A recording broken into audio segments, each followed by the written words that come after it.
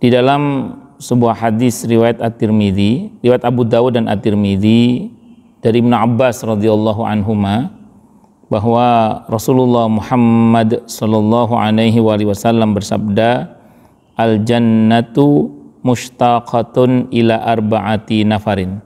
Jadi surga itu rindu kepada 4 golongan. Jadi ada 4 golongan. Nafar itu rombongan. Jadi ada 4 golongan yang kepadanya surga itu rindu.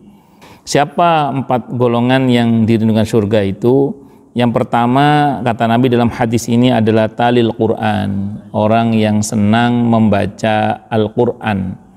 Pertanyaannya gini Ustadz, untuk masuk dalam kriteria supaya kita termasuk talil Quran itu berapa ayat kira-kira sehari yang kita baca?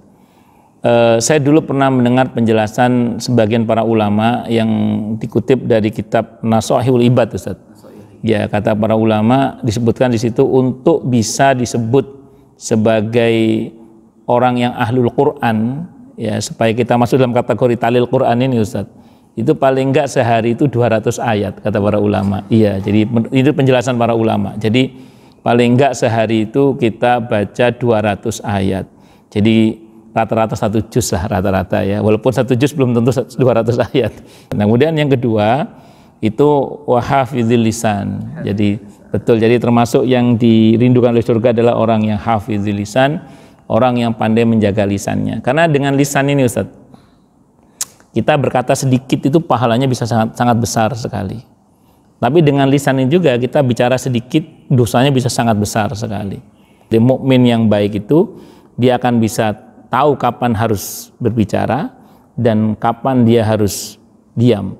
Nah, yang ketiga adalah wamud'imul ji'an, yaitu orang yang peduli memberikan makan kepada orang-orang yang lapar. Nah, dalam hal ini bahkan Nabi mengecam kalau sampai kita tidur dalam keadaan kenyang sementara tetangga kita dalam keadaan lapar, dan kita tahu tentunya, kalau nggak tahu lain bab Ustaz. Kalau kita tahu, maka kita dikecam sebagai orang yang tidak beriman. Nauzubillahi minasyarri dzalik. Maka termasuk orang yang mendustakan agama adalah yang Allah bilang wala yahuddu ala ta'amil miskin.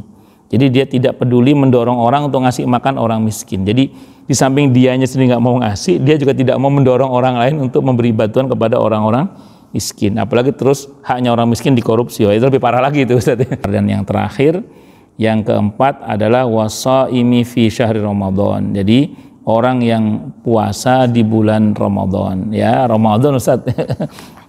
Qurannya bilang ya ayyuhalladzina amanu kutiba alaikumusyamu kama kutiba alal ladzina min qablikum la'allakum tattaqun. Itu kan berkaitan dengan perintah untuk puasa Ramadan. La'allakum tattaqun itu di antara tafsirnya Ustaz, agar kalian terhindar dari siksa api neraka. Jadi kalau kita sudah masuk bulan Ramadan, kok kemudian keluar bulan Ramadan tidak sebagai orang yang diampuni, kalau bahasanya malaikat Jibril itu ar-raghima angfurajulin itu Ustaz. Rugi banget orang kayak gitu kan.